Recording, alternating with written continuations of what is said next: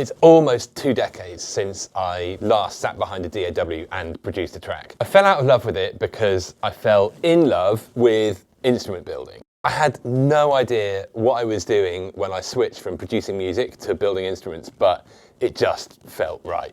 It's become my craft now, in the way that sitting behind a DAW producing music used to be. The thing that killed music production for me is that when you finish a track, it's the end of something. But when you finish an instrument, it's a beginning. It's something that's alive. It's something that's going to bring you into contact with fellow human beings. And no one is going to be able to dispute the fact that the person standing in front of them playing an instrument is a human and not an AI. I really want everybody to be able to have a taste of this experience, which is why I've built this system for building your own instruments and making them playable, like this. So I patched together a few modules to build this kind of dub techno generative patch. Let's just hear how that sounds. I've dialed up a few patterns and I can switch between them here.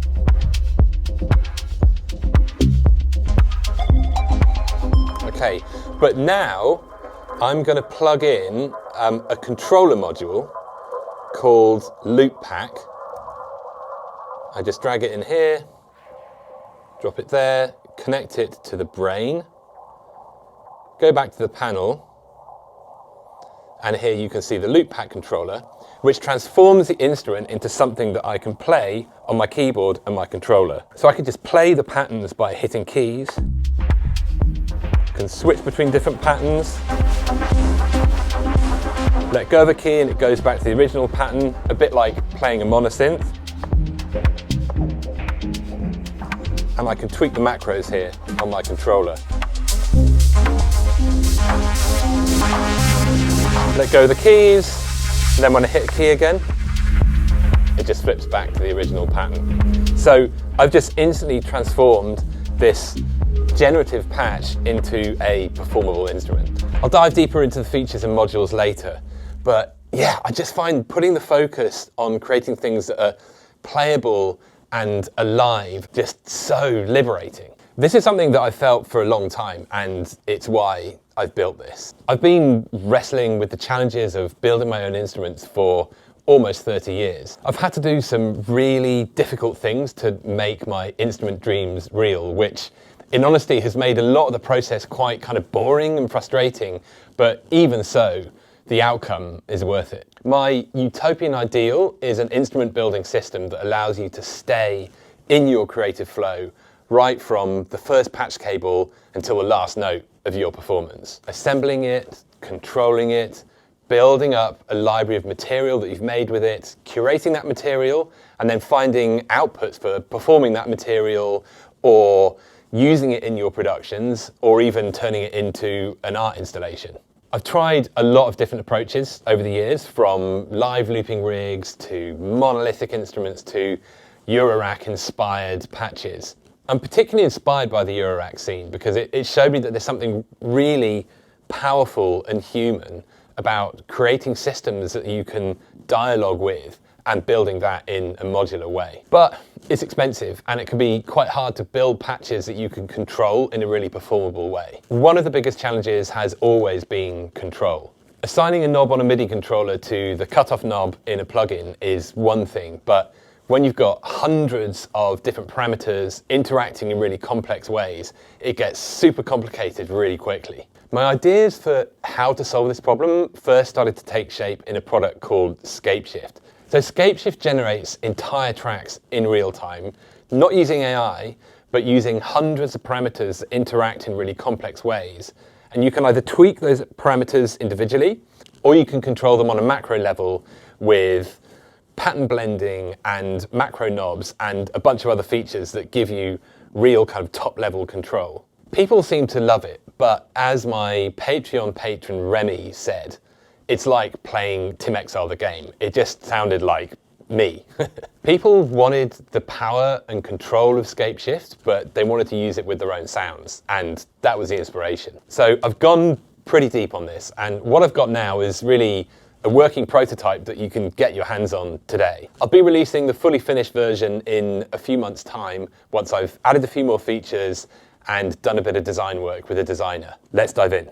Okay, so I've got my blank slate here that I can drop modules into. I've got my brain module and the mix engine, and now I just go here to grab Sawbird, which is a super simple synth. It's just a sawtooth and a filter and an envelope generator. I plug channel 1 to the input of Sawbird, and I plug the output into channel 1 of the mixer, and immediately it starts making sound. Let's go to the interface. Here's Sawbird, and you can also see that channel 1 has popped up on the mixer. I've got a dice here that I can use to kind of randomly generate patterns.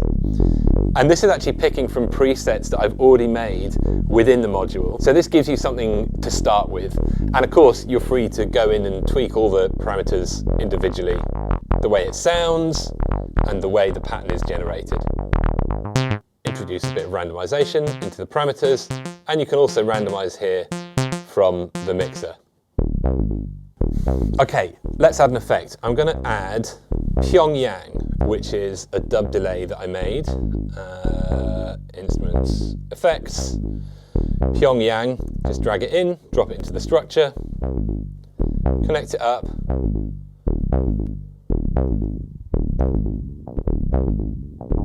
and instantly it's doing some dub delay magic. Like Sawbird, like all the other modules, you've got this randomizer button that you can get different presets with.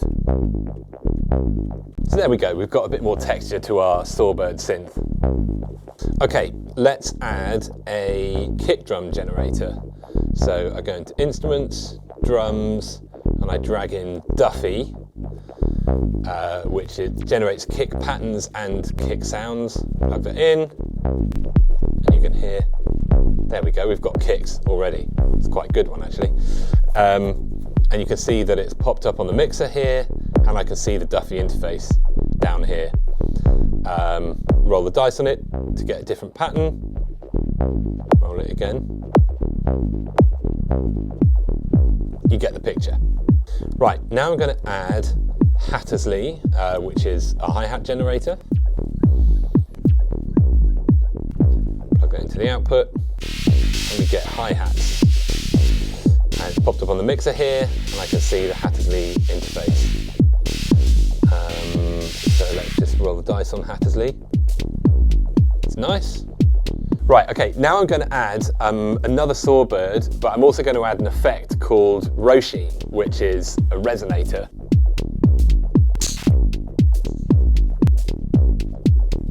Connect it up.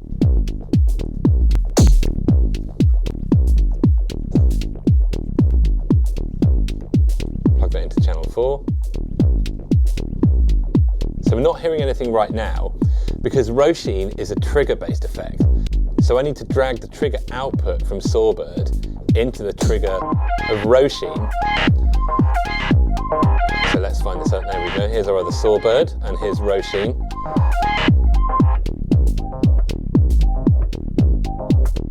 Let's bring up the cutoff of Roisin. Oh, that's lovely. So I've already built a couple of trigger-based effects, but the idea is that you can trigger them either from the instrument that's going into them, or you can trigger them from another instrument. So let's say I could trigger it from Hattersley, and you can hear it's got a slightly different pattern. Okay, we've got a sort of viable collection of instruments. I'm now going to start making some patterns with these.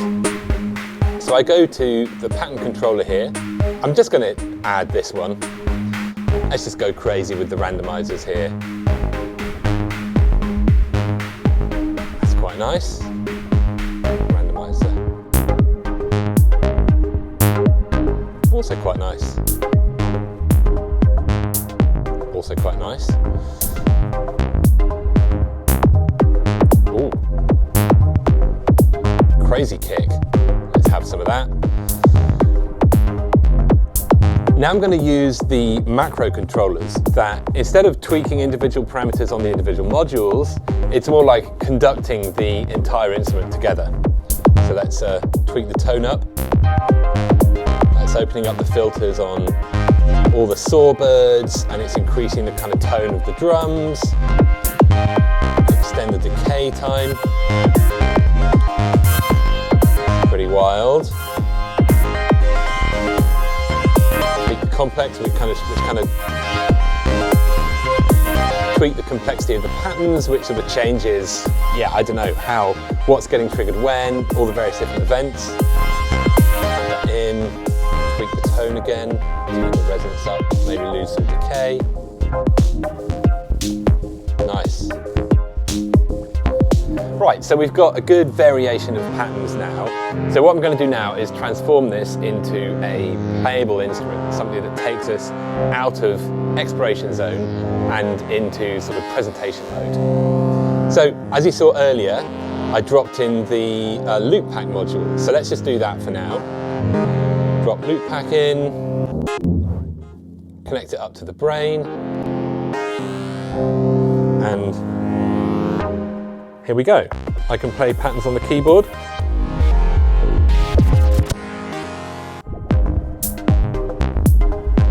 And I can tweak it with the physical controllers here.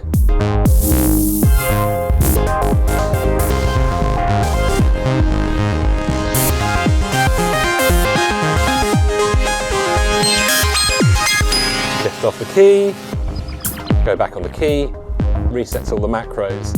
So yeah, I've just built myself an instrument with some sounds that I like. I then explored some patterns, saved those down, plugged in loop pack, and turned it into a performance instrument. But this is just one way of controlling the patch. So what we're going to do now is delete loop pack, and I'm now going to drop in the Wander controller. And what Wander does, instead of making it a performance instrument, it turns this entire patch into an ever-evolving, almost like sound installation. So I've dropped Wander in, hook it up to the brain, go to the panel, here it is. I'm going to hit play, and now it's just going to continually explore the sort of pattern space that I defined for it in these patterns down here. And this will continue infinitely generating variations on the patterns you created for the instrument you built. There is so much more to say about everything that I've built here and everything I'm going to build, but I've made a much longer deep dive video if you want to watch that. Link is down in the description. There's also a link in the description to grab the working prototype. It's £49 right now, that's the pre-launch price. The full launch price is going to be £69. But if you support the pre-launch campaign, you get the pre-launch stuff that you can use today, and you'll get the full final version when it launches in a couple of months. Your support right now also really helps me focus my efforts on making the final launch product as good as I possibly can make it. As you might have spotted, this is all made inside Native Instruments Reaktor. You will need a full license to use it, but the good news is that if you've got Native Instruments Complete, you will have that license already. Here's what's in the launch bundle. A blank slate for making your own creations, 4 pre-made, ready-to-play patches that I built myself, 10 different controller modules, and 13 different instrument and effects modules, from drums to synths to an experimental sampler module, and even a MIDI module, which will allow you to hook up other Reaktor instruments or external plugins or even external hardware. If you want to know more about the individual modules, do go and check out the deep dive video. I've poured 30 years of my instrument building experience into building this. Every track is an ending, every instrument is a beginning, and I really hope that this opens up a whole new mode of creative exploration and expression for you, one that is demonstrably human and cannot be faked by AI.